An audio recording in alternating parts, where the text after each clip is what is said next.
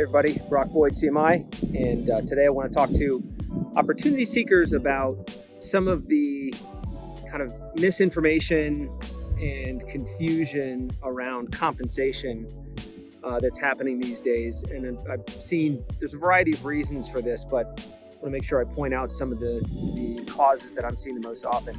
The number one cause is there's a lot of people getting reached out to over email, LinkedIn about opportunities, and they're being quoted compensation, and the compensation is a lot higher than what that person can probably expect to get in the marketplace. And the reason for that is generally one of two things. Either the company's doing kind of mass outreach to a really large number of people, so they're kind of figuring out after the fact who's actually qualified for the role. And I guess I should say, that if your background doesn't match the criteria and is not, not really razor thin close to it either, the top two reasons that they reached out anyway, and then you saw this compensation structure that you got real excited about. It turns out that that compensation structure is generally not available to someone with your amount of experience and flavor of experience and so on. Number one, like I said, could be the company's doing a really kind of mass outreach approach on the front end to make contact with a lot of people, and they'll kind of figure out later who they've made contact with that's not actually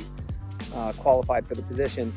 And the second is you could have a really junior recruiter that actually doesn't understand some of the specific dynamics of the experience requirements, and they don't actually learn until they turn around and present your information to the hiring manager that your background doesn't meet the qualifications, isn't close enough to have the hiring manager want to speak to you. So that can leave somebody walking away thinking, oh, that's the kind of compensation that I should be looking for, when in fact it could be really mismatched with what the person's background is and what they can expect to see in the marketplace.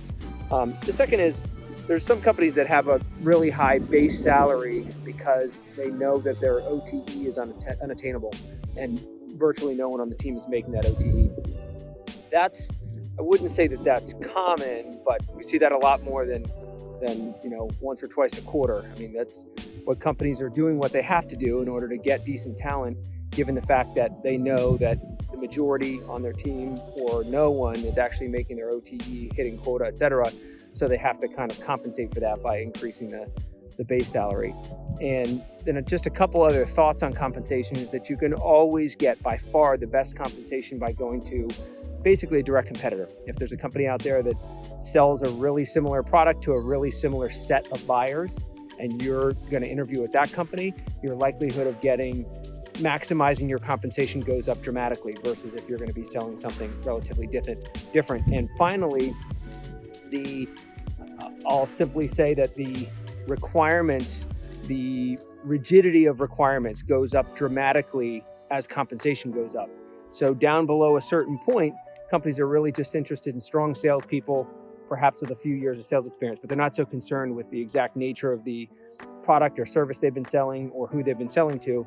And then once you get above this line, the requirements become much more rigid and specific, and they're not open to just, a really good salesperson. They want somebody who's sold, very similar or identical types of solutions into a very similar customer base, if not the exact same.